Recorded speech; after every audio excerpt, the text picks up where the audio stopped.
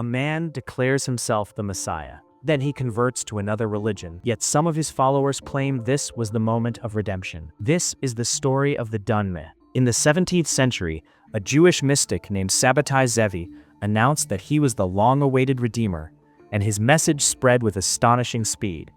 It spread across Europe and the Ottoman world, and entire communities began to believe that history itself was about to change. The age of restoration had come, or so it seemed. Then, however, something unthinkable happened. Pressed by imperial authorities, Sabbatai Zevi converted to Islam. For many, the movement collapsed overnight. It appeared as betrayal, as humiliation, as the sudden end of a messianic hope. But some saw something else entirely. They believed the Messiah had not fallen. Rather, he had descended into darkness, into impurity, into the hidden depths of the world itself, and therefore into the very place where redemption must begin. From this interpretation, a secret movement gradually emerged. They became known as the Dönmeh, the ones who had turned. Outwardly, they lived as Muslims, and yet inwardly, they remained devoted to a hidden messianic vision. At the center of their theology stood a difficult and unsettling idea.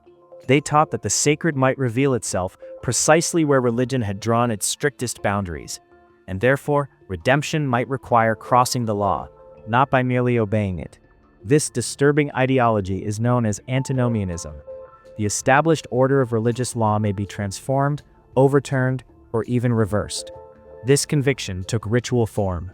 They engaged in practices that were of perverse nature, and yet these acts were interpreted not as corruption, but as participation in a cosmic process, a descent into the broken world to restore what had been lost. The Dönmeh lived in secrecy. They formed closed communities, married among themselves, and preserved teachings that were not meant for outsiders.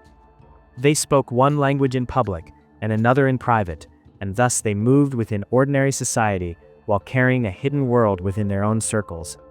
This secrecy, in turn, produced fascination, but it also generated suspicion and fear. They were a movement born from intense messianic expectation, and therefore an attempt to resolve the tension between divine law and cosmic redemption. In this sense, they represent a spiritual vision pushed to its most extreme conclusion. What happens when redemption is imagined not as fidelity, but as inversion? And what happens when faith itself chooses concealment? The legacy of the Dönmeh remains obscure, shaped by secrecy, paradox, and contradiction. And what if secret religions within places of power are going to the limit of morality for scatological means? What do you think?